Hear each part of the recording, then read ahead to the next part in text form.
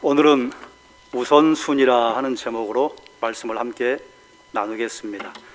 여러분, 이번 말씀 사경의 주제를 기억하시죠? 말씀 사경의 주제 한번 따라해 봅시다. 어떤 소리를 듣는가? 계속해서 제가 첫날 새벽부터 여러분은 어떤 소리를 들으시는가, 그리고 여러분은 어떤 소리를 듣기 원하시는가, 계속해서 성경에 등장하는 인물들이 하나님의 말씀을 어떻게 들었는가, 또 어떤 소리에 귀를 기울였는가 하는 말씀을 함께 나누면서 여러분의 기도의 제목을 삼도록 제가 도전하고 있습니다. 바벨론에 끌려간 이스라엘 백성들은 성전 재건의 사명을 띠고 스룹바벨의 인도로 1차 포로 귀환을 했습니다. 그들은 하나님께서 주신 땅과 하나님 백성의 정체성을 회복하도록 성전 재건을 허락받았는데 성전 건축이 중단되고 말았습니다. 성전 건축의 중단의 이유는 외부에 있었습니다. 내부에 있지 않았어요. 그러나 나중에는 그 이유가 내부에 있었습니다. 이에 에스라는 그들에게 참된 성전 예배에 참석하도록 권면하고 하나님의 은혜와 하나님의 인자하심을 깨우쳐 주어서 그로 인해 하나님의 말씀을 붙들고 하나님께 순종하도록 촉구하기 위해 에스라서를 기록을 했습니다. 자, 그러면 1차 포로 귀환 자들과 에스라가 들은 소리는 동일했는가? 1차 포로 귀환한 사람들은 어떤 소리를 들었을까요? 또 에스라는 어떤 소리를 들었을까요? 이들이 들은 소리는 어떤 차이가 있었겠습니까? 우리가 포로 귀환의 전체 그림을 한번 또 보고 그리고 학개서로 들어가 보도록 하겠습니다. 자, 보세요. 하나 둘 셋, 마이크 좀 켜주세요. 하나 둘 셋, 하나 둘 셋, 더 켜주세요. 하나 둘 셋. 스룹바벨 공사 기간의 내용입니다. 1차 포로 귀환을 했는데 주전 538년에 고레스 칙령에 의해서 포로 귀환 출발했어요. 그런데 538년에 도착을 했는지 537년에 도착을 했는지 정확한 자료가 없습니다. 그래서 만약에 538년에 도착했다면 성전 공사가 536년에 시작된 것이고 537년에 도착했다면 535년에 시작이 된 거예요. 예루살렘에 도착한 지 2년 후에 성전 건축이 시작이 되었다 그래요. 그런데 그 사이에 준비하는 기간이 필요했습니다. 어떤 준비를 했는가? 2년 동안 터다지기를 했겠죠. 그 다음에 중요한 것, 레바논에서 백향목을 요파 해안까지 운반을 했습니다. 그럼 어떻게 가져오느냐? 레바논에서 벌목을 한 다음에 레바논 항구 지역으로 그걸 날라야 해요. 하루 이틀 만에 되지 않았겠죠. 그리고 그걸 묶어서 뗏목처럼 만들어서 그걸 노저어서 요파 해변까지 내려옵니다. 그럼 요파 해변에서 예루살렘까지 오르막길입니다. 그걸 끌고 올라가야 해요. 그거 몇 달 작업이 아니에요. 그런 어마어마한 일을 2년 동안 아마 준비하지 않았겠는가. 그리고 이제 성전 공사가 중지가 됩니다. 536년인지 535년인지 모르겠으나 이때부터 성전 공사가 주전 520년까지 고레스가 8년, 아하수에로가 8년, 아닥사스다 스메르데스라고 하는 이 가짜 왕이 1년, 그리고 다리오 왕 2년, 도합 8년, 8년, 1년, 2년. 그러면 약 20년 동안의 이 시간이 지나간 것입니다. 그런데 이제 538년부터 535년까지를 빼면 약간 16년에서 15년 정도 공사가 중지가 된 것입니다. 이때 하나님께서 학개와 스가랴를 부르셔요. 학개와 스가랴를 통해서 말씀을 선포하는데 학개가 그런 말을 합니다. 이전 성전의 영광을 본 자들이 있느냐? 이전 성전의 영광을 본 자들은 다른 사람을 얘기하는 게 아니라 학개 자기를 이야기하는 것입니다. 그리고 다른 사람들도 이야기하는 것이죠. 이전 성전의 영광, 솔로몬의 성전이 파괴된 게 1차 포로 귀환 때입니다. 그러니까 1차 포로 귀환 때로부터 지금까지면 70년이 지났습니다.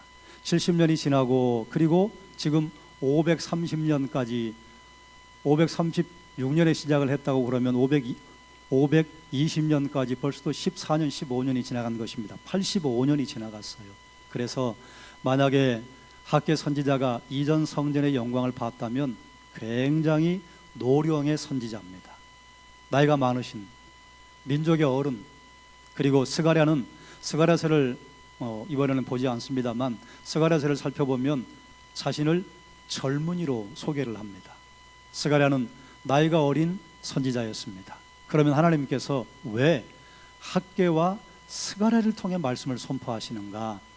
우리는 하나님의 말씀이 선포가 되면 모두 다 아멘 할 것 같지만 이 말씀이 선포가 되는데 내가 익숙한 언어로 선포하면 귀가 열립니다. 그런데 내가 별로 익숙하지 않은 언어로 말씀을 선포하면 귀가 열리지 않아요. 나이가 많은 이들에게는 학개 선지자를 통해서 하나님께서 성전 공사를 하도록 격려하셨고, 나이가 젊은 이들에게는 스가랴 선지자를 통해서 하나님의 성전을 건축하도록 독려를 하시는데 두 명의 선지자를 쓰신 것입니다. 그러면 학개와 스가랴가 동일한 말씀을 선포하는가? 성전을 건축하라고 하는 것은 동일해요. 그런데 오늘 우리가 읽은 학개는 성전 건축에만 말씀을 선포합니다. 그 다음에 스가랴는 성전이 아니라 장차 장래될 일들을 여러 가지의 환상을 보는 것을 통해서 성전 공사가 왜 중요한지, 어디까지 연결이 되는지를 선포해요. 그리고 성전 공사가 520년 재개가 돼서 다리오 왕 6년에 주전 516년에 성전이 완공이 됩니다.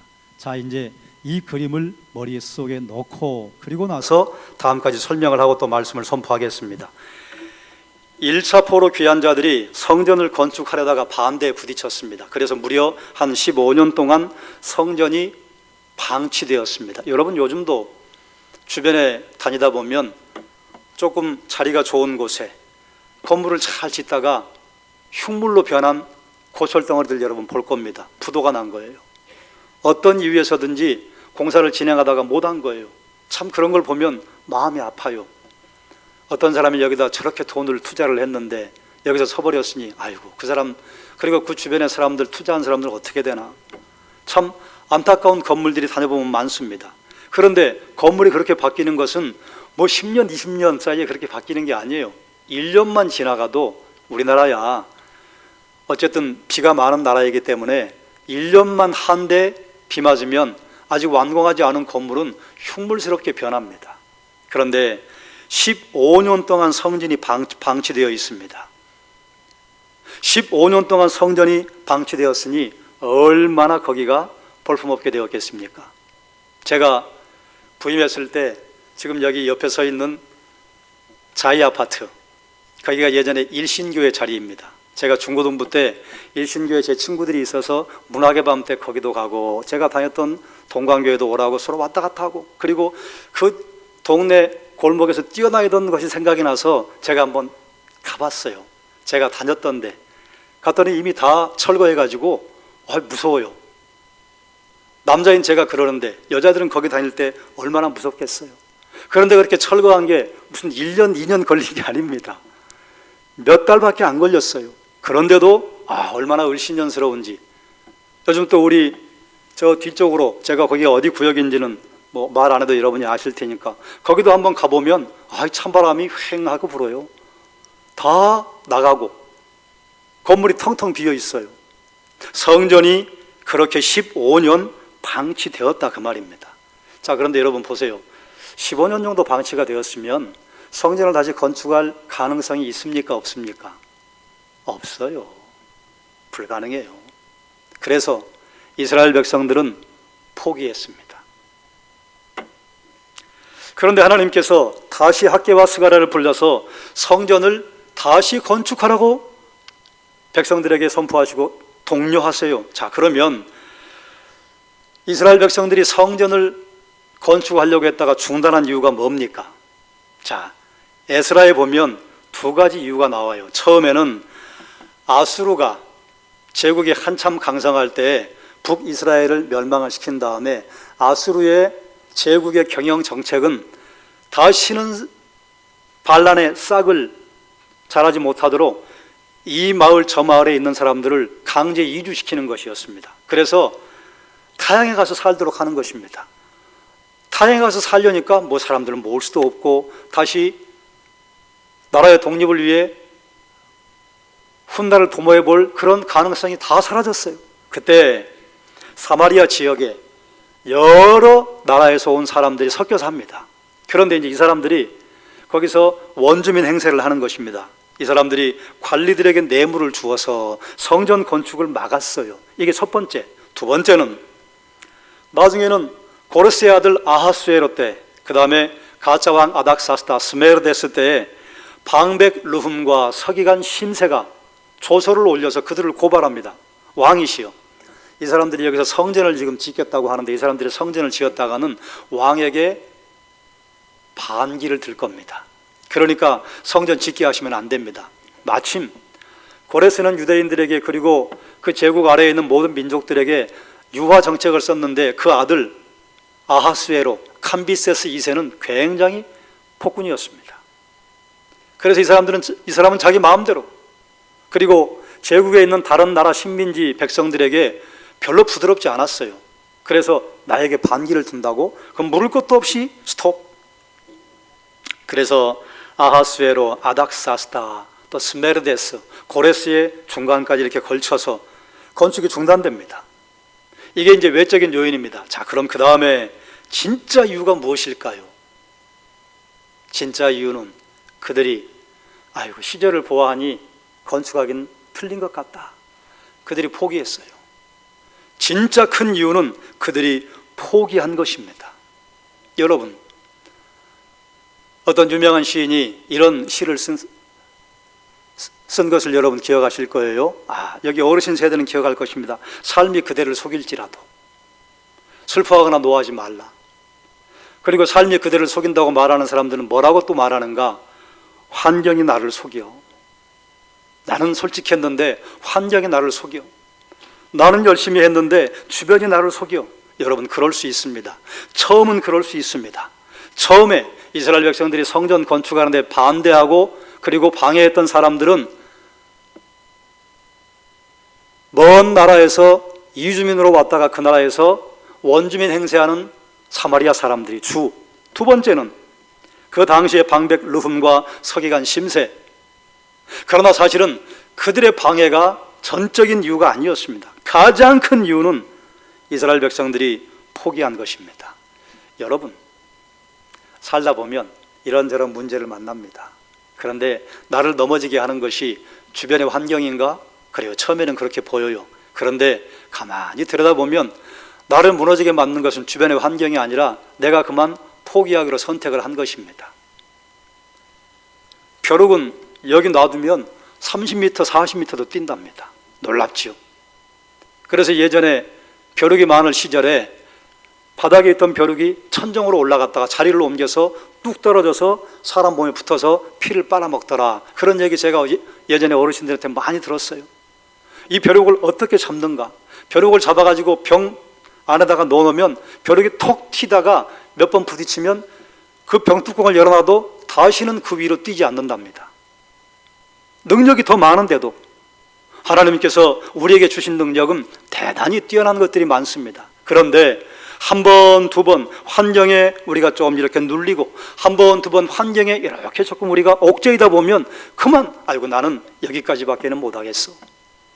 하나님 내게 주신 능력과 권세가 대단히 많은데 내가 그만 그 능력과 권세를 제한하는 것입니다. 그게 포기예요. 사랑하는 여러분, 다시 한번 생각해 보십시오. 여러분이 그동안 어떤 일을 성취하지 못한 것이 정말 주변의 환경 때문이었습니까? 여러분이 스스로 포기하기로 결단하시고 묵상하시고 그리고 그 길로 가기로 마음먹으신 것 때문입니까? 사실은 개인의 포기가 가장 큰 이유입니다. 성전 건축이 포기되는가 싶었습니다. 15년 동안 성전 건축이 중단됐으면 그건 이제 볼 것도 없어요. 그런데 하나님은 포기하지 않으셨습니다.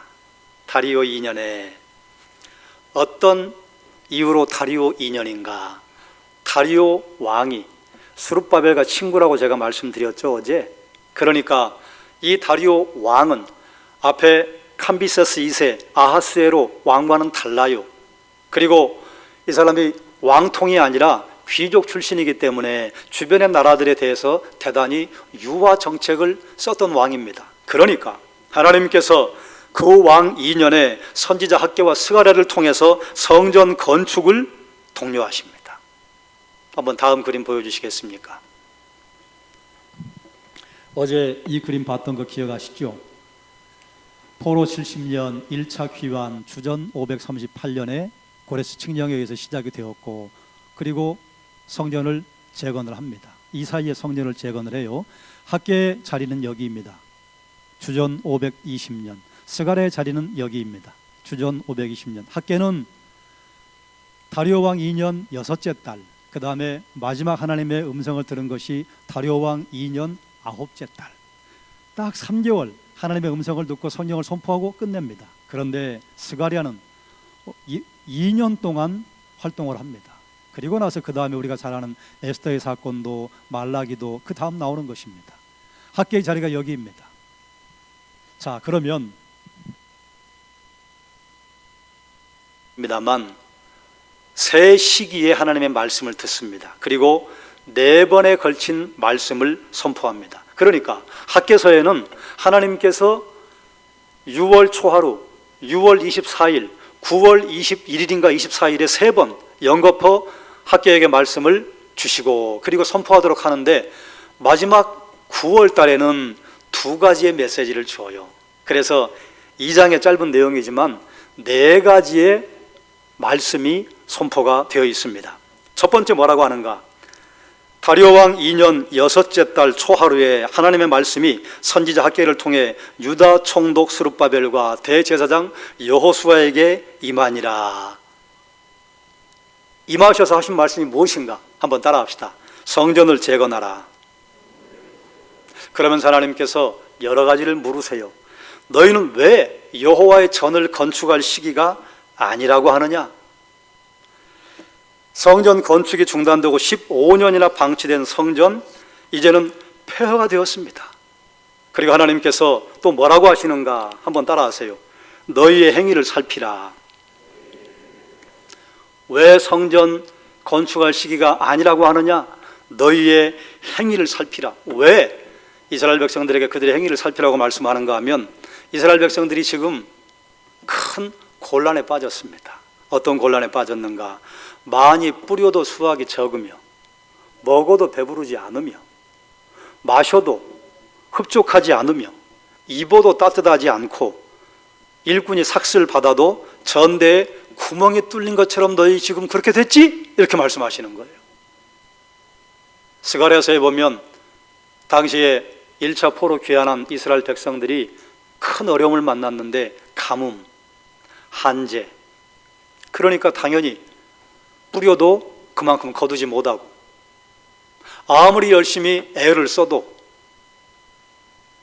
형편이 나아지지 않고 그래서 이스라엘 백성들이 큰 좌절에 직면했습니다.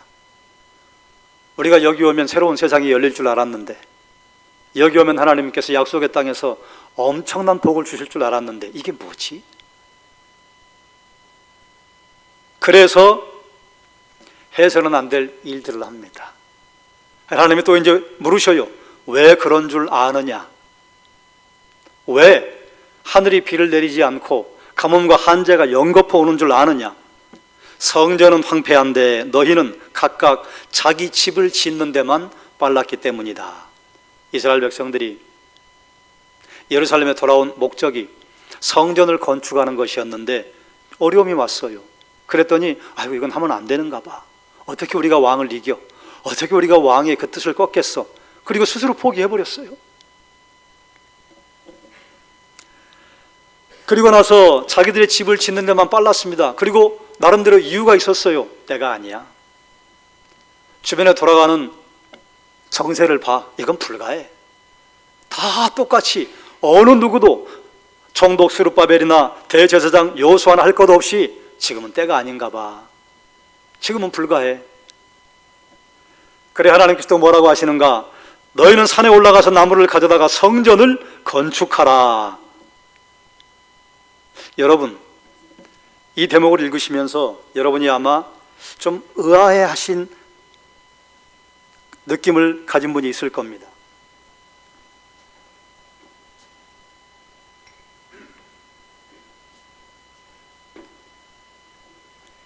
이스라엘 백성들이 예루살렘에 도착한 지 2년 후에 성전 건축을 시작하는데 그때 레바논 백향목을 가져오잖아요. 그 나무 어디 갔죠? 레바논 백향목은 건축하기에 최고로 좋은 나무입니다. 지금도 레바논의 국기가 백향목 그림이 있습니다. 그런데 그 나무는 곱게 한 20-30m를 쫙 자라요. 그러니까 그 나무 하나 가지면 뭐 이거 다듬을 것도 없이 쪼개서 쓰기만 하면 건축 자재로 최고입니다. 그래서 솔로몬이 성전을 지을 때도 레바논 백향목을 사용을 했고, 그의 왕궁을 지을 때도 레바논 백향목을 썼어요. 그거 다 어디 갔죠? 스가랴서에 보면 기가 막힌 일이 벌어져요. 이스라엘 백성들이 그 나무를 다 갖다 써버렸어. 아이고, 성전 건축할 시기가 아닌가 봐. 그래서 2년 동안 모아놓은 돌과 백향목 건축 자재를 다 갖다가 자기 집 짓는 데 써버렸어요. 그러니 하나님 이렇게 말씀하시는 것입니다. 성전은 황폐해졌는데 너희는 각기 자기 집을 짓는 데만 빠르기 때문에 하늘이 비를 내리지 않는 것이다. 기가 막히지 않습니까? 그리고 나서 하나님께서 총독 스룹바벨과 대제사장 여호수아의 마음과 백성의 마음을 감동시키심에, 하나님 항상 이렇게 하셔요. 고레스의 마음을 감동시키시고, 오늘 새벽에 2차 포로기한 때 여러분 함께 나누었습니다만 아닥사스다의 마음을 감동시키시고, 성전을 다시 짓기를 원하실 때 스룹바벨과 여호수아와 그리고 모든 백성들의 마음을 감동시키심에 전 공사를 시작하게 하셔요. 자, 그러면 여기서 여러분에게 질문을 한 가지 하겠습니다. 왜 하나님은 중단된 성전 건축을 다시 하라고 하실까요? 그거 안 지으면 안 되는 것입니까? 지금 이스라엘 백성들의 입장에서만 보면 성전 지을 때가 아니에요. 왜 그런 줄 아십니까? 나 먹고 살기도 바빠요. 가뭄에, 한재에, 그리고 이미 이스라엘 전역이 다 황폐화되어서 그 땅을 개간하려면 허리가 휘어요. 그런데 성전을 건축하라고 그러시오. 그리고 하나님이, 죄송합니다만 이스라엘 백성들에게 너희의 실상이 왜 그런 줄 아니? 그리고 위로하시는 게 아니라 너희가 성전 짓는 데는 등 안 하고 그 자재 몽땅 다 도둑질해가지고 너희 집 지었기 때문에 지금 가뭄이 온 거야. 이거 우리 입장에서 한번 들어봐요. 이게 약 올리는 거예요? 위로하는 거예요? 약 올리는 거예요. 너희 왜 그런 줄 알아? 왜 하나님께서는 이스라엘 백성들이 이처럼 어려운 시기를 지나고 있는데 굳이 성전 건축을 재개하라고 하시는 것입니까? 생각해 보십시오. 여러분 생각하시면서 말씀을 들으시고 마지막 결론 부분에 가서 그 이유를 여러분에게 말씀드리겠습니다. 자, 그런데 또 한 가지 이상한 것이 있습니다. 하나님의 말씀이 선포가 된 것은 다리오 왕 2년 6째 달 초하루인데 감동 주셨잖아요. 그런데 성전 건축을 시작한 것은 언제인가? 24일. 왜 23일을 이렇게 허비했을까요? 왜 이렇게 시간이 걸렸는가? 여기서 다리오 왕 2년 6째 달 초하루라 이런 것은 저도 이제 여기저기서 주석을 보고 이런 줄 압니다만 우린 잘 모르지요. 이게 바벨론식 달력 표기법이랍니다. 그래서 이스라엘은 달력이 두 개예요. 민간 원력이 있고 종교력이 있습니다. 원력과 종교력은 차이가 좀 많아요. 그래서 이것을 이제 이스라엘의 종교력으로 바꾸면 6째 달 초하루가 종교력의 7월 1일, 7째 달 초하루인데 7째 달 초하루는 이스라엘 백성들에게 새해입니다. 그래서 1일 신년 나팔절을 지내고 10일 대속죄일을 지내고 7월 열흘째, 이거 우리가 신명기에서 봤잖아요. 대속죄일을 지낸 다음에 곧바로 15일부터 21일까지 장막절, 초막절 절기가 있습니다. 21일까지 장막절 절기를 보낸 다음에 22일은 성회로 모여요. 그리고 23일 날 좀 준비하고 24일부터 성전 건축을 시작을 한 것입니다.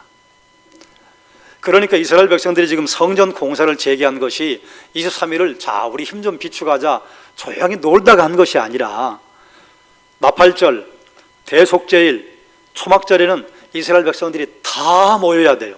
다 모인 거예요.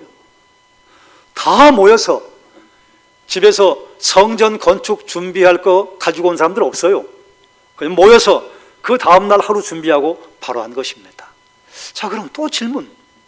왜 하나님께서는 이처럼 쉴 틈도 주지 않고, 이스라엘 백성들이 정말 어려워요. 정말 힘들어요. 그렇게 힘든 이스라엘 백성들에게 성전 건축을 꼭 하라고 하시는가? 생각해 보십시오. 두 번째, 하나님께서 학개에게 말씀을 전하시는데 그해 일곱째 달 21일에 하나님의 말씀이 선지자 학개에게 임하여 모든 백성에게 말씀을 선포합니다. 그리고 뭐라고 하시는가? 한번 따라합니다. 성전의 영광이 임하리라. 왜 이 말을 하시는 줄 아세요?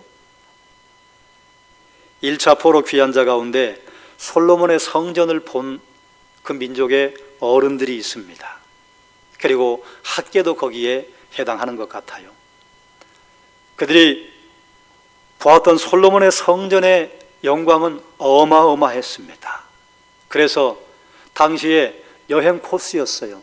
솔로몬의 성전 구경하고 솔로몬 구경하는 것. 도대체 얼마나 머리가 좋길래 지혜로운 사람이라고 해? 얼마나 머리가 좋길래 지혜의 왕이라고 그래? 그래서 각 나라에서 왕과 사신들이 첫 번째 솔로몬의 성전 구경, 두 번째 솔로몬 구경, 그 대열에 합류한 사람이 스바 여왕 아닙니까? 스바 여왕이 와서 솔로몬 성전만 보고 간 게 아니라 여러 달 머물러요.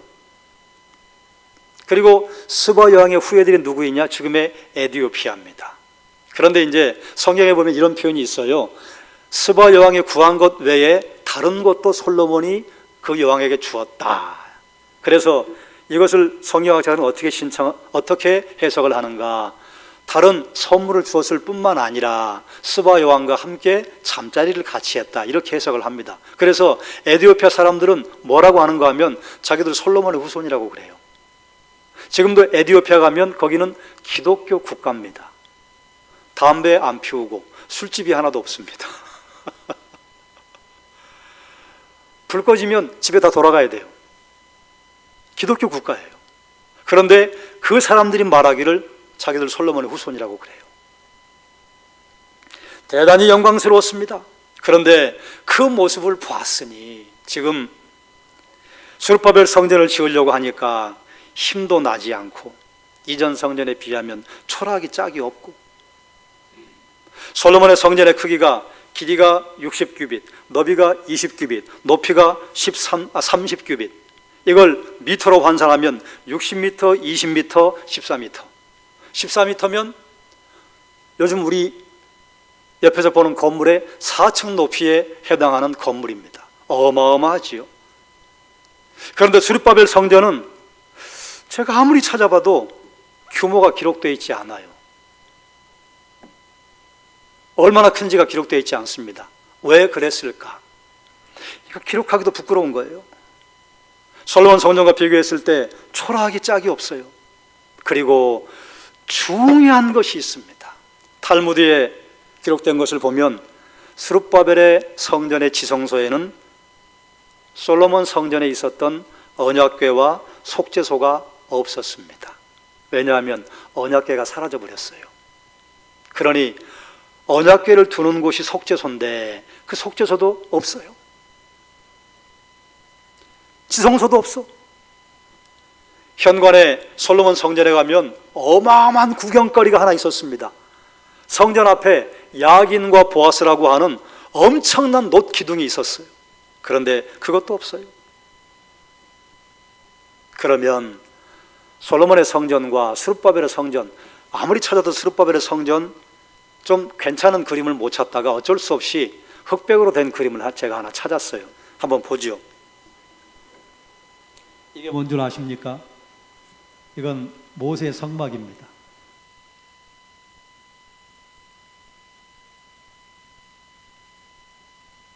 성소, 이 안에 지성소, 여호와의 구름 기둥과 불 기둥이 임재해 있고 세마포로 100규빗, 50규빗으로 큰 뜰을 만들고 그리고 번제단이 있고 물두멍이 있고, 요 휘장에는 그룹들이 수놓아져 있고 여기에도 그룹들이 수놓아져 있습니다. 이게 모세의 성막. 이걸 이제 건물로 옮긴 것이 솔로몬 성전입니다. 다음 보여주세요. 이게 솔로몬의 성전입니다. 솔로몬의 성전의 어마어마한데, 이 크기를 비교하기 위해서 미국의 풋볼 경기장 그림을 여기다 집어넣었어요. 풋볼 경기장이 이쪽으로 110야드, 이쪽으로 몇 야드인지 제가 잘 기억이 안 나는데 대략 이렇습니다. 100m, 한 40m. 그러니 풋볼 경기장만큼 어마어마했다.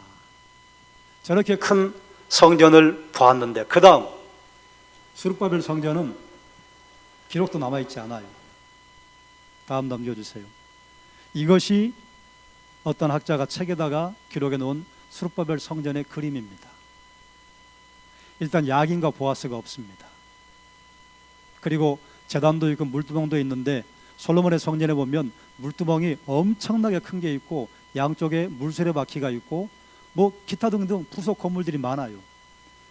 총 4층으로 되어 있습니다. 그런데 여기는 단층, 그리고 여 뒤에 지성소, 앞에 성소, 규모가 그리 크지 않은, 그런데 당시의 규모가 성경에 남아있지 않기 때문에 규모를 기록해 놓은 책을 못 봤어요. 여러분 보십시오. 모세의 성막을 봤던 사람들, 솔로몬의 성전을 봤다면 감탄했을 것입니다. 모세의 성막 그대로 실로에 성소가 있었지 않았습니까? 그리고 나중에는 그것을 예루살렘으로 옮겨서 예루살렘에 성소가 있었는데, 그게 이제 솔로몬의 성전으로 바뀌면서 성전이 엄청난 아름다운 모습을 드러내게 된 것이죠. 그런데 그 모습을 봤더니 스룹바벨 성전을 짓는 사람들에게 힘도 안 나고 이걸 뭐하러 지으라고 하는가. 자, 그런데 하나님께서 그들의 그런 마음을 아시고 뭐라고 하시느냐. 너희는 스스로 굳세게 할지어다. 내가 너희와 함께 하노라. 그리고 그 다음 이렇게 말씀하세요. 애굽에서 나올 때 내가 너희에게 언약한 말과 내 영이 너희 가운데 머물러 있나니 너희는 두려워하지 말지어다.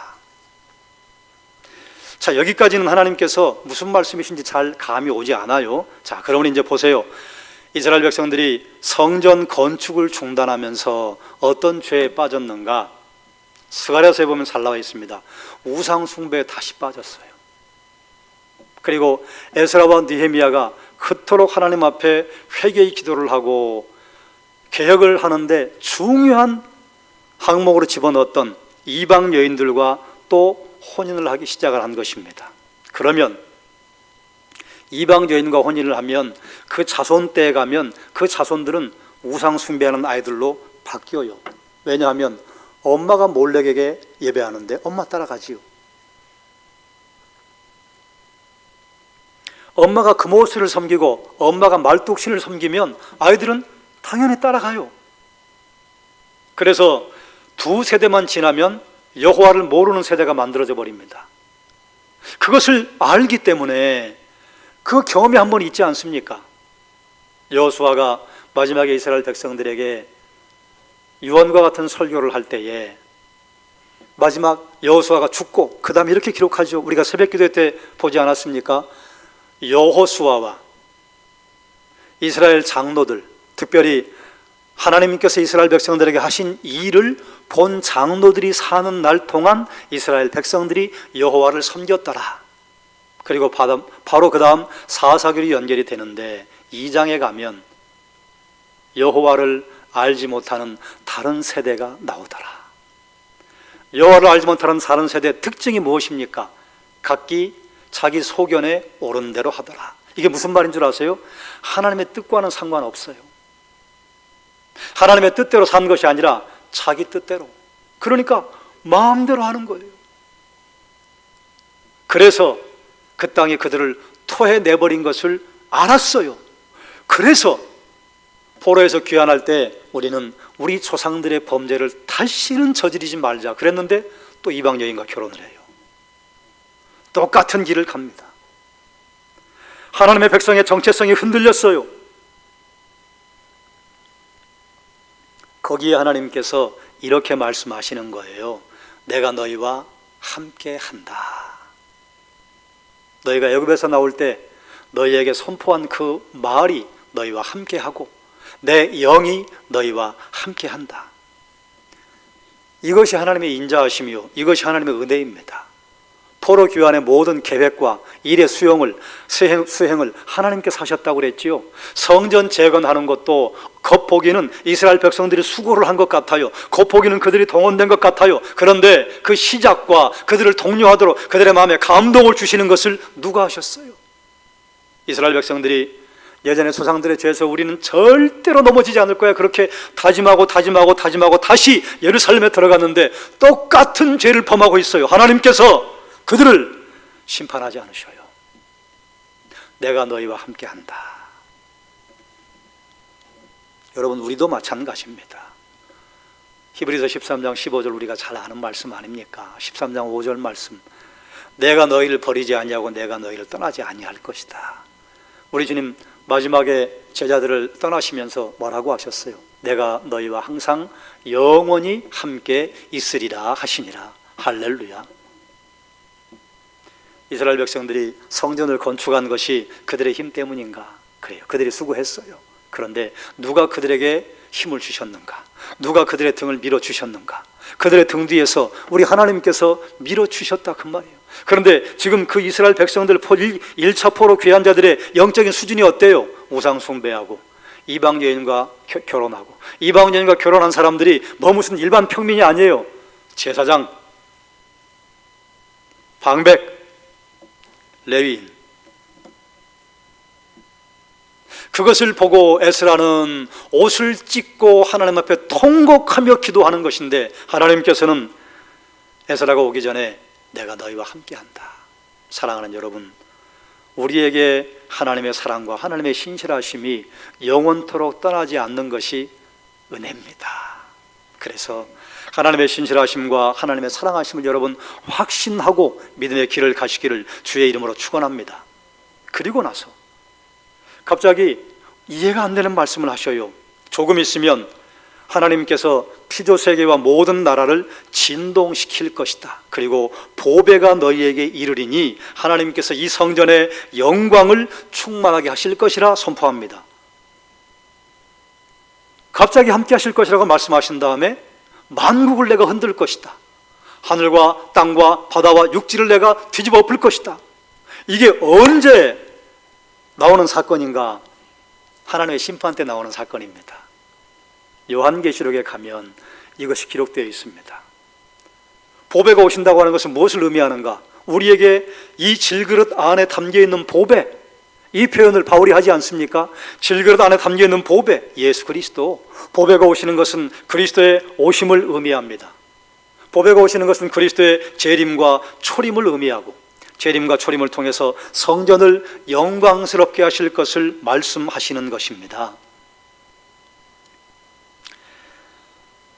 메시아가 오시면 그들에게 평강을 줄 것인데, 장차 줄 평강을 학교를 통해 말씀하시는데 학교도 이게 무슨 말씀인지 못 알아들었어요. 그냥 하나님 말씀하시니까 선포는 했습니다. 왜 못 알아들었을까요? 예수 그리스도가 오시지 않았어요. 우리는 예수 그리스도의 빛 아래에서 성경을 보니까 이게 뭘 말하는 줄 우리는 알아듣는 거예요. 그래서 주님께서 그러지 않습니까? 너희 전에 있었던 선지자들과 왕들이 너희가 보는 것을 그토록 보고 싶어 했다. 그게 누굽니까? 예수 그리스도, 메시아. 그래서 우리는 메시아의 빛 아래에서 구약 성경을 보니까 이게 그런 의미로구나. 선포하는 선지자조차도 이게 뭔 말인지 못 알아들었어요. 그런데 하나님께서 그 말씀을 선포하라고 감동을 주시니까 선포는 한 것입니다. 그리고 시간이 지나가면, 흘러가는 시간 크로노스가 지나가면 이게 그것이었구나. 세 번째, 그해 9째 달 24일에 하나님의 말씀이 선지자 학개에게 임하여 백성에게 말씀을 선포하는데 뭐라고 하시는가? 한번 따라하십시오.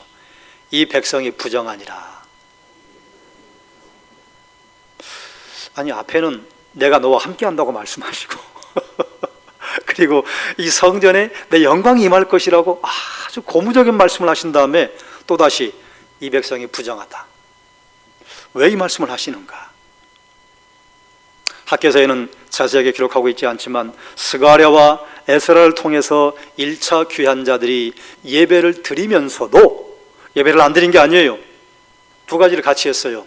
우상도 숭배하고 이방 여인도 맞아들이고. 그래 하나님께서 학개야, 제사장들에게 한번 물어봐라. 하나님께 희생제물을 드릴 거룩한 고기가 거룩하냐 거룩하지 않냐? 거룩하지요. 그래 하나 더 물어봐라. 하나님께 희생제물을 드리기 위해서 마련한 그 고기를 어떤 옷으로 쌌으면 그 옷이 거룩하겠냐 거룩하지 않겠냐? 옷도 거룩하지요. 그래 그럼 또 물어봐라. 그러면 그 옷이 다른 국에나 아니면 다른 곡물에 묻으면 그것이 거룩하겠냐 부정하겠냐? 부정하지요.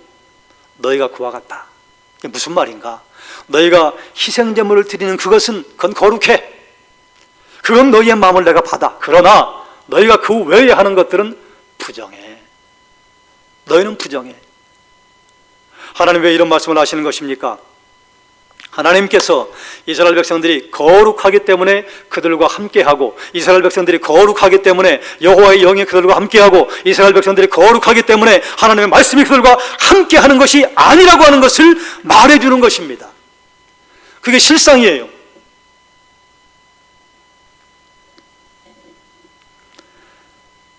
너희가 드린 희생제물은 거룩하지만 너희의 삶은 거룩하지 않아. 이건 무엇을 말씀하시는 것입니까? 그래도 내가 너희를 떠나지 않을 거야. 그렇다고 너희가 그 자리에 그대로 있으면 안 돼. 돌아서야지. 우리가 하나님 말씀 앞에 서면 사실은 이런 상황에 참 많이 직면하지 않습니까? 하나님께서 내게 죄를 깨닫게 하시고 내 죄를 보여주셔요. 그런데도 은혜가 주어져요. 어떤 은혜입니까? 내가 너희를 도무지 정죄하지 않는다.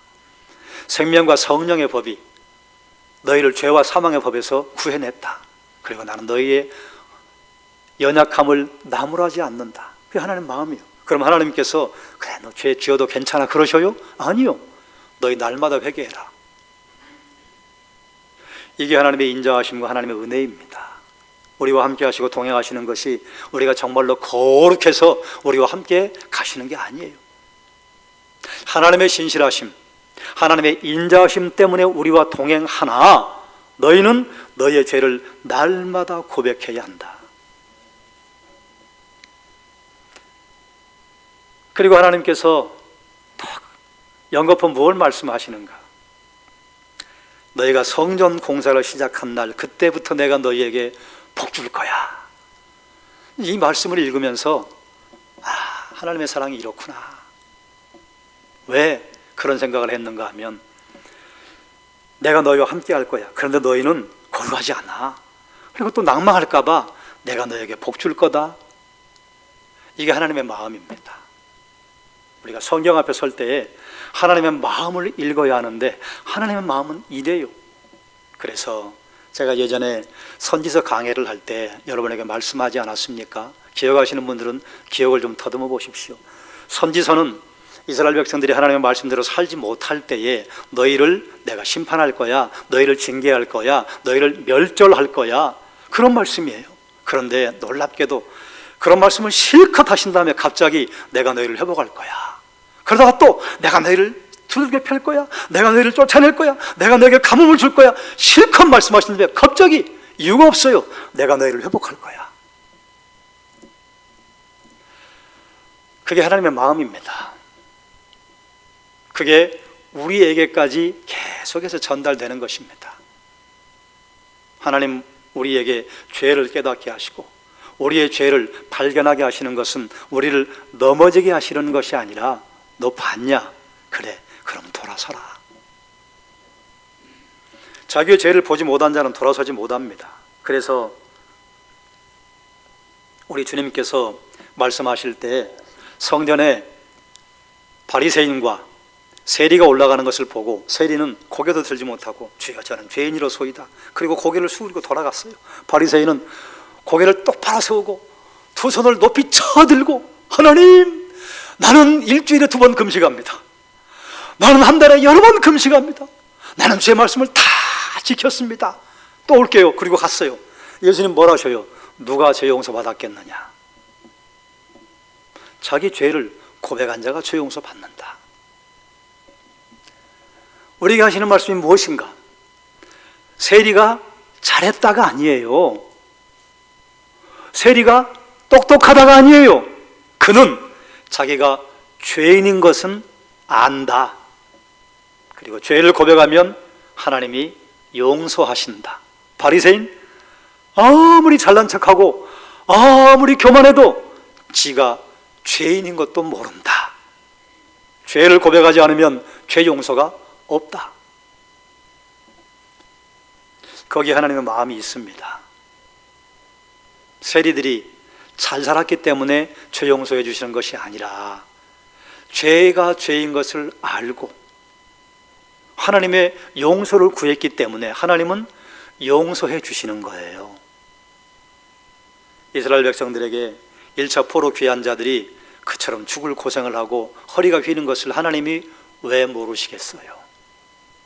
하나님 모른다면 말이 안 되지요. 그런데 얘들아, 그것이 성전 건축을 중단할 이유는 아니지 않니?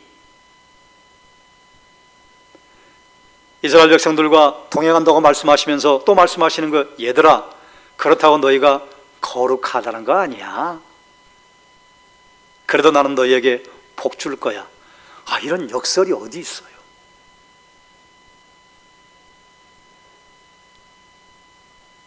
구약 성경에 어떤 사람은 이렇게 봐요. 구약 성경은 하나님께서 막 혼내시는 것만 있고 신약 성경에 우리 예수님은 사랑이 넘쳐나고, 잘못 본 것입니다. 구약 성경에 모세오경을 봐도, 역사서를 봐도, 선지서를 봐도 중간중간에 하나님의 그 애끓는 마음이 얼마나 많이 기록되어 있는지, 학교에서도 마찬가지예요. 이스라엘 백성들이 이전에 이랬습니다. 많이 뿌려도 수확이 적으며 먹어도 배부르지 않고 마셔도 목이 마르고 입어도 따뜻하지 않고 삭슬 받아도 전대에 구멍 뚫린 것처럼 사라져 버렸습니다. 그 이유를 알려주셨어요. 자, 그런데 이스라엘 백성들이 지금 이런 것을 우리는 이 사람들이 경제적으로 어려웠구나 이렇게만 보면 안 됩니다. 이렇게 어려우면 그저 경제적으로 어려운 것이 아니라 생존의 위협을 받습니다.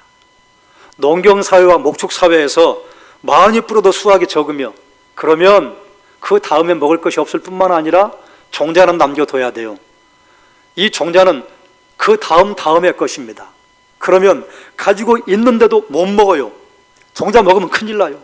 먹어도 배부르지 않고, 여러분 그럴 때 있지 않았습니까? 이 마음이 허기지면 아무리 먹어도 배가 안 불러요. 마음이 넉넉한 사람은 그저 몇 술 떴는데도 막 배가 터질 것 같아. 이스라엘 백성들이 마음이 지금 가난해요. 왜 그런 줄 아세요? 절대 빈곤, 절대 가난에 지금 빠져있기 때문에 그렇습니다. 그런데 설상가상으로 분명히 돈이 들어왔지 뭐예요? 집어넣었는데 어디로 갔지? 돈주머니에 구멍 났어요. 여러분, 돈주머니에 구멍 난 게 뭔 줄 아십니까? 우리가 주의 말씀을 따라 지키면 하나님께서 너희 전대에 구멍 나지 않고 좀 먹지 않고 동록이 생기지 않게 하시겠다고 그러셨어요. 이게 무슨 말인가? 여러분, 우리가 넉넉하게 살려면 수입이 많아야 일단 그게 1순위지요. 2순위 뭔지 아세요? 새 나가는 구멍이 없어야 됩니다. 1,000만 원 벌었어요. 그냥 새 나가는 구멍이 한 2천만 원, 3천만 원의 구멍이 뻥 뚫렸어요. 사업에 문제가 생기고 건강에 문제가 생기고 자녀들의 문제가 생기고, 우리 주님께서 조미 먹지 못하게 하고 동록이 생기지 않도록 해주시는 것은 무엇인가? 하나님께서 전대에 들어온 것들을 새나가지 않도록 막아주시는 것을 의미합니다. 이스라엘 백성들이 가난했던 이유는 무엇이냐? 일단 가뭄이 왔어요. 그런데 이런 가뭄이 오면 신기하게도 전대에 구멍 뚫려요. 분명히 넣어놨거든요. 근데 없어. 아무리 봐도. 그때 빠져나갔구나. 사랑하는 여러분, 포로 귀한 자들이 비록 정결하지 못하지만 성전 건축을 통해서 그들에게 복을 주실 것을 말씀하시는 거예요. 여러분이 오해하지 않기를 바랍니다. 이 성전 건축이 오늘날 우리가 건축하는 교회를 세우는 그 성전 건축을 의미하는 것은 아니에요. 그렇다고 그것이 완전히 아닌 것도 아니에요. 이것이 무엇을 의미하는가는 이따가 잠시 후에 말씀드리겠습니다. 뭐라고 하시는가? 오늘부터는 내가 너희에게 복을 주리라. 할렐루야. 사랑하는 여러분, 하나님께서는 우리가 무엇을 완전하게 완벽하게 수행하고 살기 때문에 복을 주시는 게 아니에요. 수없이 많은 잘못을 범하지만 그 가운데서 내가 하나님의 뜻을 하나라도 붙잡고 따라가려고 몸부림치다 보면 아이고 너 참 잘했다. 다른 것은 보지 않기로 하셨어요. 우리의 죄과를 동에서가 먼 것처럼 보지 않기로 하셨어요. 그리고 내가 잘한 것을 보시고 야 너 참 잘했다. 그것을 보고 복을 주시는 것입니다. 이게 누구의 마음입니까? 이게 부모의 마음 아니에요. 다른 주변의 사람들은 아이고 저 집의 자식은 왜 저렇다냐. 그런데 엄마는 아이고 우리 애가요 잘한 걸 이야기하고 싶어요. 그것이 우리 하늘 아버지의 마음이에요. 너희 육신의 아버지도 아들이 좋은 것을 달라 하면 좋은 거 주지 않겠느냐. 하물며 너희 하늘 아버지께서 너희에게 좋은 거 주지 않으시겠느냐. 구약에 선포하신 말씀과 신약에 선포하신 말씀들이 놀랍게 서로 연결이 됩니다. 네 번째, 같은 날 다시 하나님의 말씀이 선지자 학개에게 임합니다. 이게 이제 결론과 같은 말씀입니다. 그래서 이 말씀을 함께 읽겠습니다. 학개 2장 21절에서 23절 한번 보시죠. 학개 2장 21절에서 23절 말씀.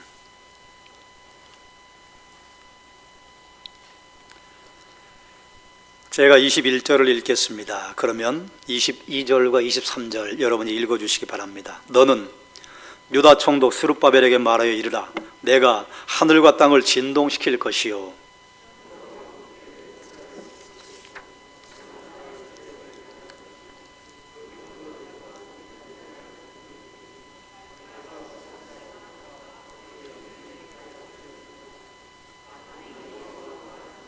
스알디엘의 아들 내 종 스룹바벨아, 여호와가 말하노라. 그날에 내가 너를 세우고 너를 인장으로 삼으리니 이는 내가 너를 택하였음이니라. 만군의 여호와의 말이니라 하시니라. 아멘.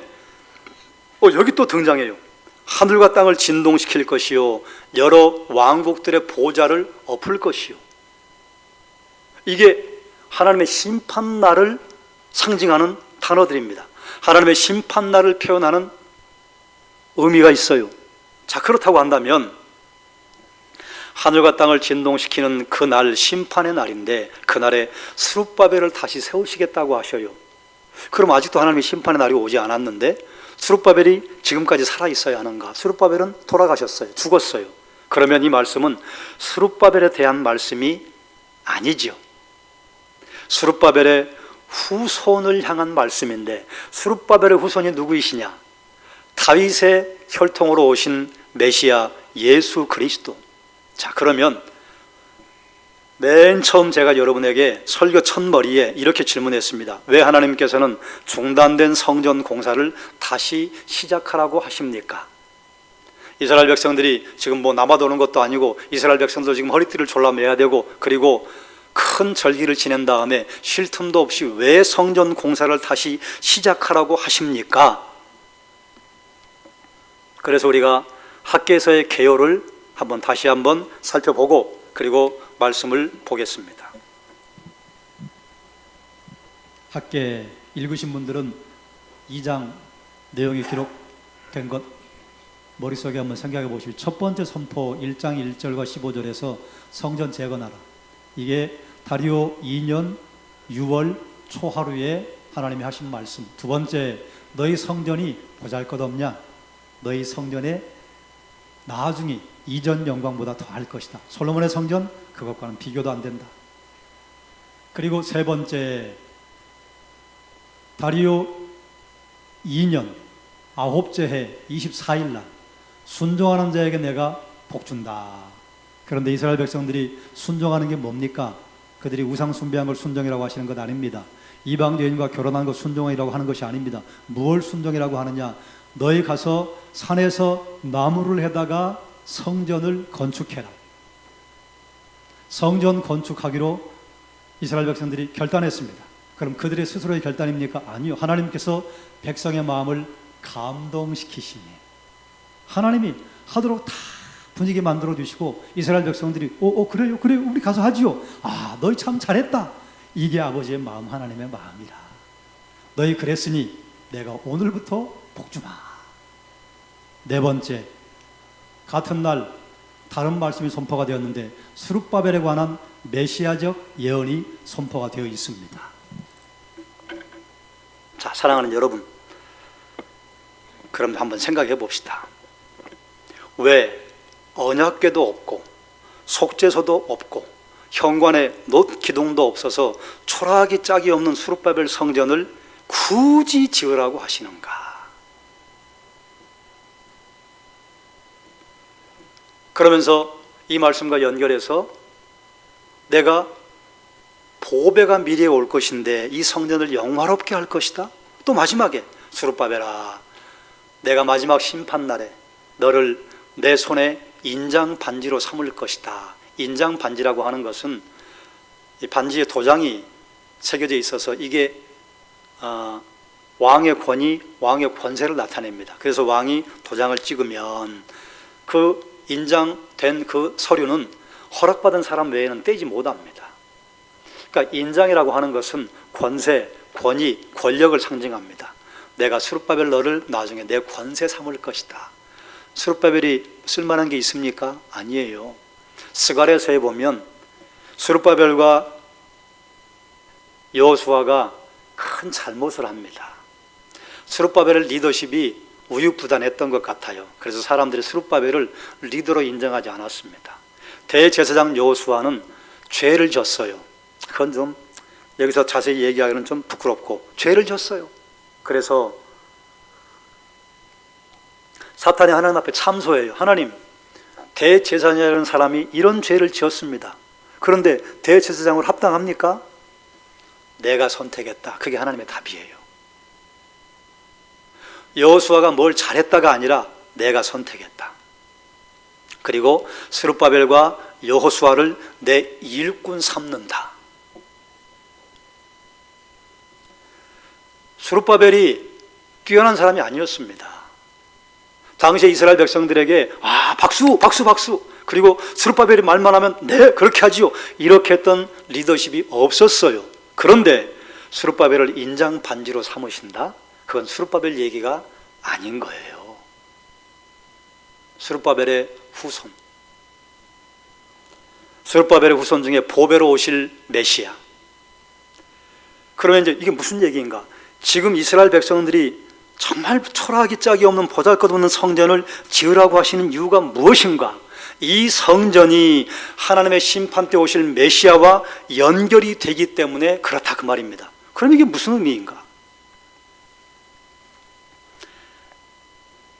스룹바벨의 성전이 보잘것없었지만 주전 515년에 세워져서 주전 630년경에 아니다 63년경에 로마 장군 폼페이우스에 의해서 불탑니다. 그래서 한 450년 동안 이것이 성전의 역할을 감당하는데, 그때 이 스룹바벨 성전이 초라하고 보잘것없지만 어떤 일을 했는가? 이스라엘 백성들의 공동체성의 중심 역할을 했습니다. 그뿐만 아니라 멀리 해외로 다 포로로 끌려갔던 유대인들의 후손들이 예루살렘으로 와서 거기서 하나님께 예배하고 하나님께 경배하고 하나님께 예물을 드려서 흩어진 유대인들을 하나로 모으는 역할을 이 성전이 한 것입니다.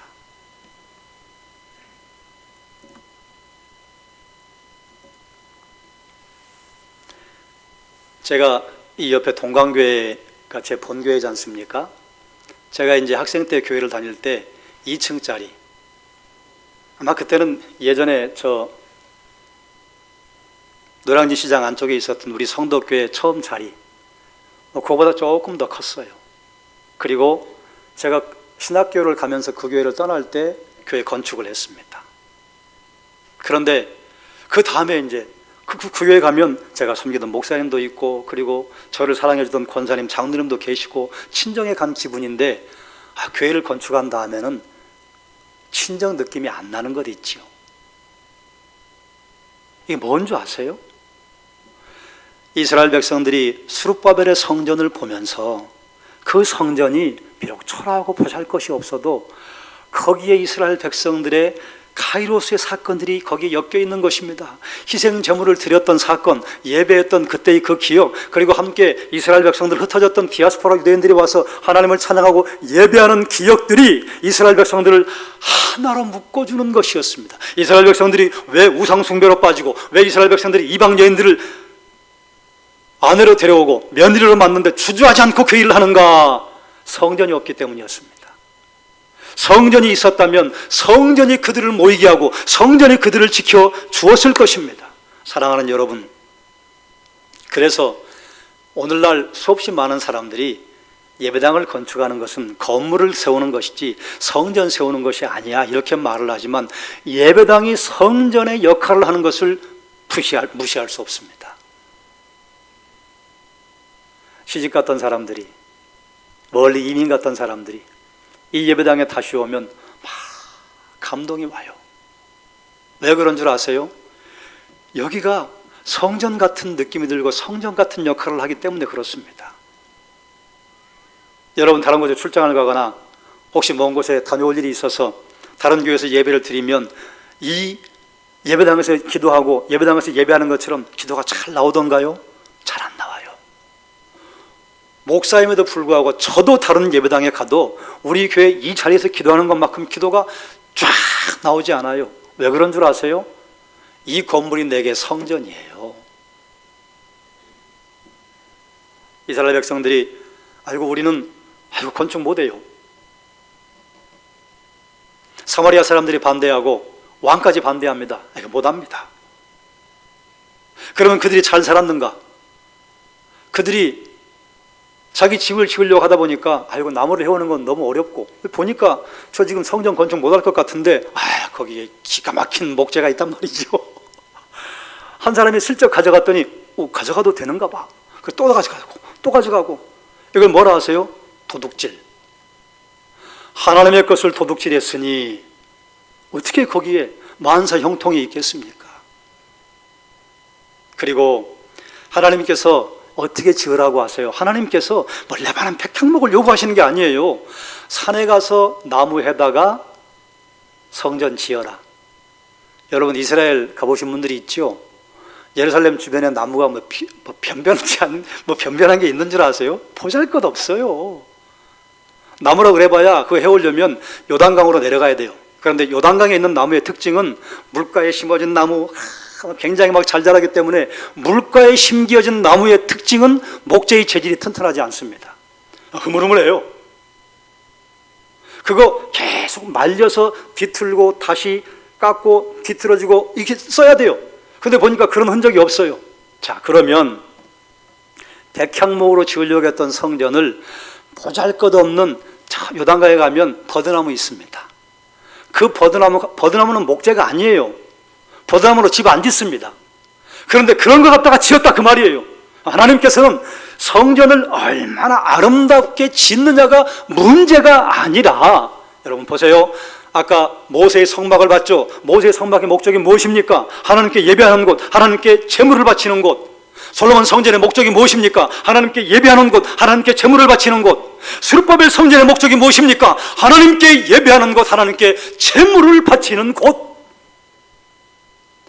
교회가 물새도 괜찮아. 목재가 백향목이 아니라 버드나무로도 괜찮아. 예배의 장소.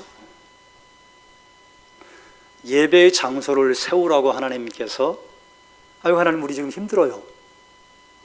우리 지금 절기 보내느라고 쉬지도 못했어요. 우리 가난해서 지금 내일 먹고 죽을 밀가루도 없어요. 그래도 세워. 왜요?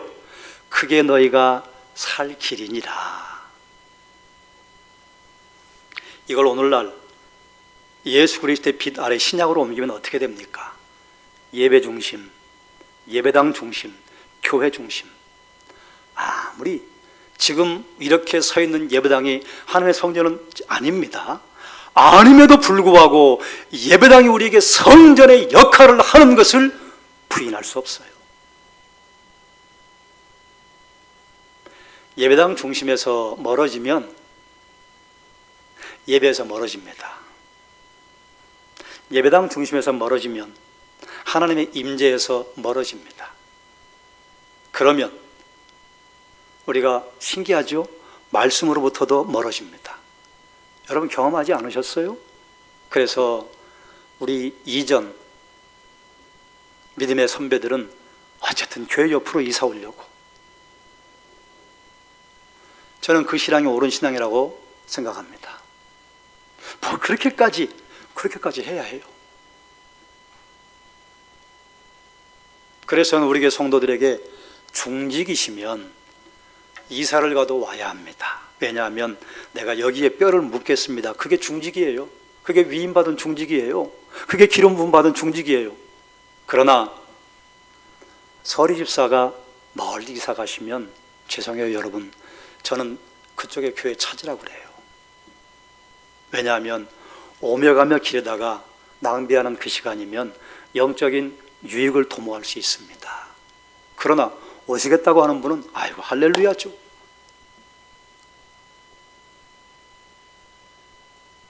예배당 중심으로.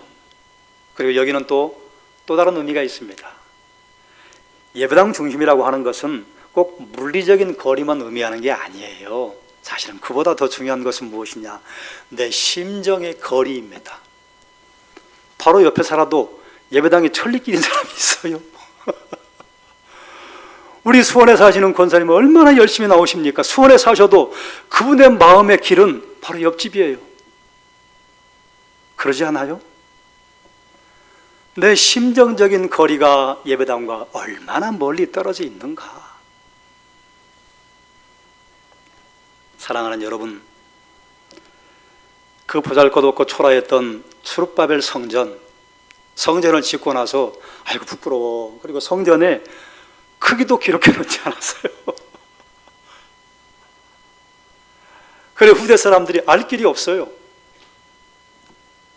그런데도 그 성전이 무려 450년 동안 이스라엘 백성들을 하나님의 백성으로 하나로 묶는 데 중심에 있었습니다.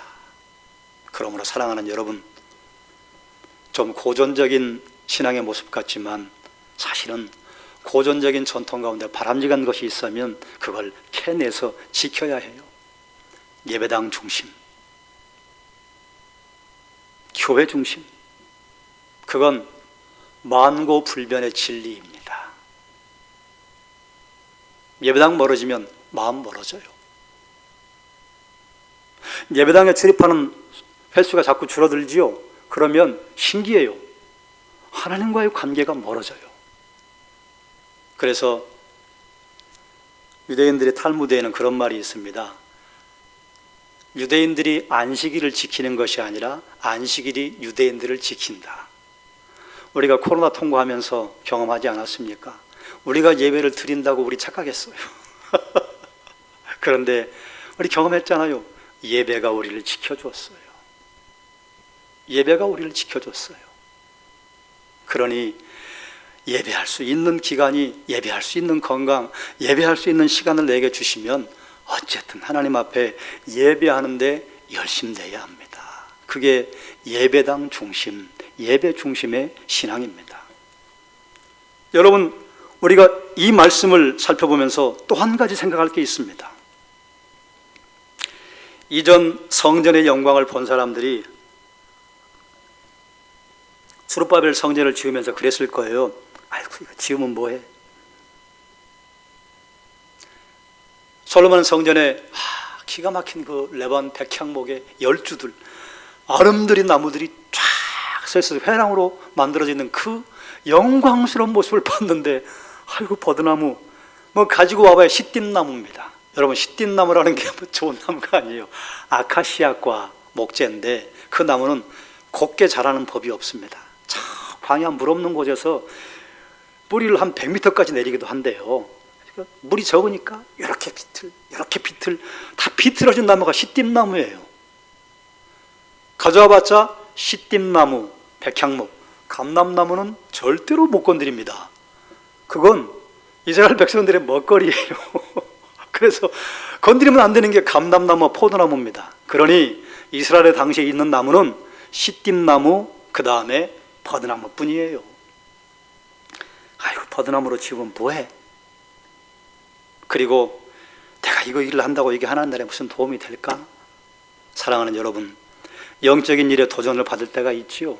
그런데 가끔 내게 주시는 영적 도전이 너무 초라해 보일 때 있지 않습니까? 그게 누구의 시각이에요? 그게 내 시각이에요. 내 시각. 하나님은 1달란트 맡긴 자나 2달란트 맡긴 자나 5달란트 맡긴 자나 1달란트 잘했다, 하긴 잘했다만 아이고 2달란트 비교하겠니? 이런 말씀 하지 않으셨어요. 똑같아요. 1달란트 맡겨 남긴 자에게 잘했다, 2달란트 잘했다, 5달란트 너 왕창 잘했다가 아니라 너도 잘했다. 그게 무슨 의미입니까? 1달란트 준 자에게는 하나만 요구하시는 거예요. 목사가 하는 헌신의 강도와 청년이 하는 헌신의 강도가 같으면 그 목사는 부족한 목사예요. 저를 예로 들었으니까 그 다음 또 할까요? 당회원들에게 하나님 맡기신 헌신의 강도가 있는데 당회원들의 헌신의 강도와 청년들의 헌신의 강도가 같다? 그럼 문제 있는 거예요. 안수 집사님과 시무 권사님에게 하나님 맡기신 헌신의 강도가 있는데 그 헌신의 강도가 우리 지금 막 애쓰는 청년들의 헌신의 강도와 똑같다? 그건 잘했다가 아니에요. 더 남겨야지. 그러나 저는 그 말을 하고 싶은 게 아닙니다. 여러분이 영적인 일에 도전을 받는 것이 초라해 보입니까? 그건 내 생각. 하나님께서는 초라하다고 말씀하시지 않으세요. 우리가 초라해 보이다고 느끼는 그런 헌신과 발걸음을 통해서 하나님께서는 하나님 나라를 이루시는 것입니다. 할렐루야. 초대교회 때 이스라엘 백성들이 핍박을 받아서 예루살렘에서 민들레 홀씨가 날아가는 것처럼 탁 터졌을 때 그때 안디옥으로 간 사람들이 안디옥 교회에 누가 세웠는가 혹시 기억나십니까? 성경을 읽다가 이름도 없어요. 구레네 사람 몇이 헬라인들에게 복음을 전했어요. 누군지도 몰라요. 그들의 그 헌신이 안디옥 교회를 세웠습니다. 안디옥 교회가 어떤 일을 합니까? 나중에 바울과 바나바와 실라를 선교사로 보냅니다. 그리고 유럽에 복음이 전달되는 전초기지 역할을 합니다. 그 마중물이 누구였어요? 이름도 없어요. 그저 구레네 사람 몇이. 그 작은 것입니까? 바울만큼 큰 일을 한 것입니다. 그런데 교회 역사가들은 몰라요. 그러니까 구레네 사람 몇이, 하나님은 내가 안다. 사랑하는 여러분, 내게 어떤 일을 맡기셨든지 그건 작은 게 없어요. 초라한 것이 없어요. 우리의 발걸음은 주님이 오시는 종말과 연결되어 있습니다. 여러분 아십니까?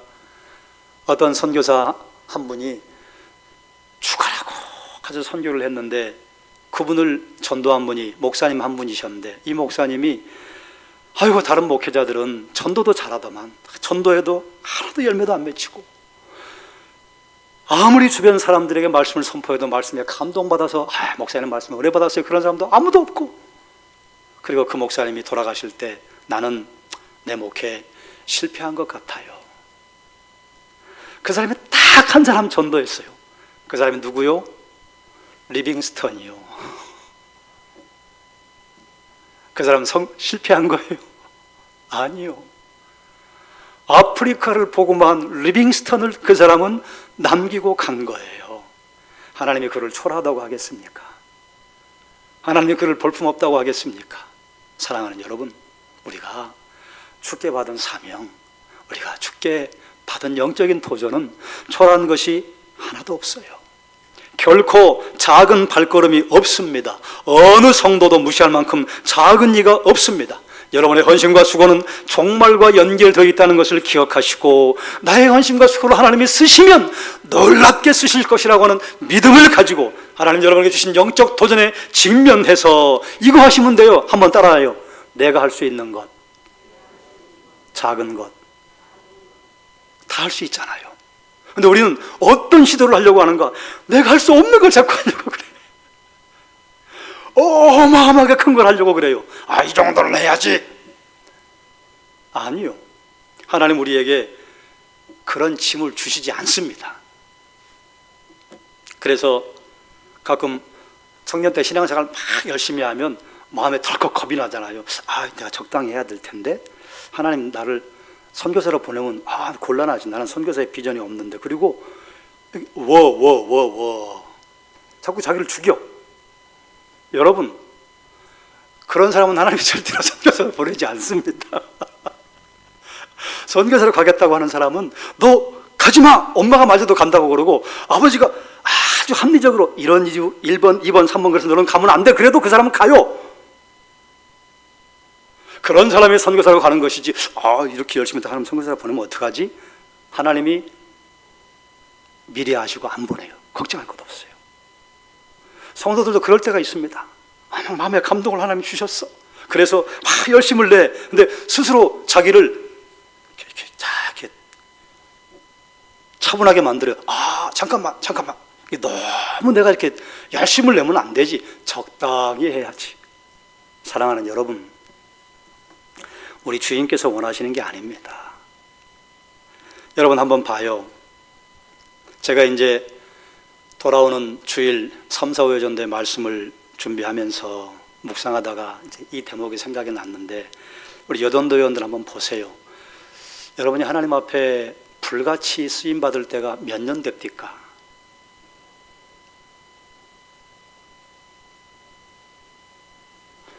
청년 때 열심히 헌신하고 봉사하다가 결혼하면 청년들이 우울증에 빠져요. 남자들보다 자매들이 열심히 했는데 자꾸 묶여요. 그리고 나중에 출산을 하면 자녀에게 묶이고, 언제까지 묶여요? 그 아이가 최소한 초중고등학교 졸업할 때까지는 묶입니다. 그때까지 짬을 내서 헌신 봉사하다가, 그리고 잠깐 봉사할 시간이 있고 그 다음 또 묶여요. 엄마, 아기가 태어났어. 어떻게 해야 돼요? 또 묶여요.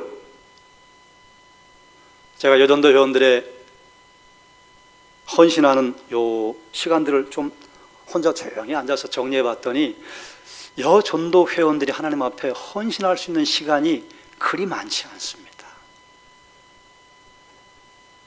그런데 하나님께서 내게 헌신의 마음을 주셨는데, 적당히 해야지. 근데 내가 이러다가 너무 튀는 거 아니야? 내가 지금 제정신이 아닌가 봐.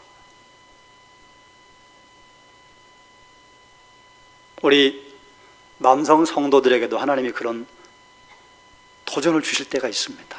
근데 여러분 생각해 보세요. 그게 몇 년이나 될까요? 몇 년 안 됩니다. 하나님께서는 그렇게 토막 시간들을 이으셔서 하나님의 역사를 이루세요. 아까 지도 본 거 기억나시죠?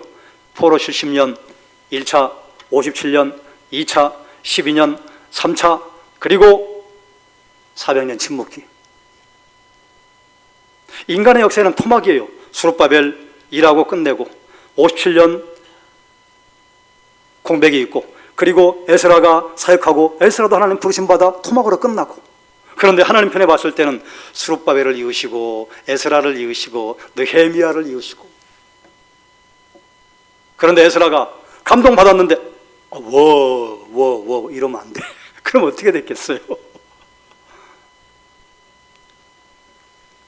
작은 발걸음이 없습니다.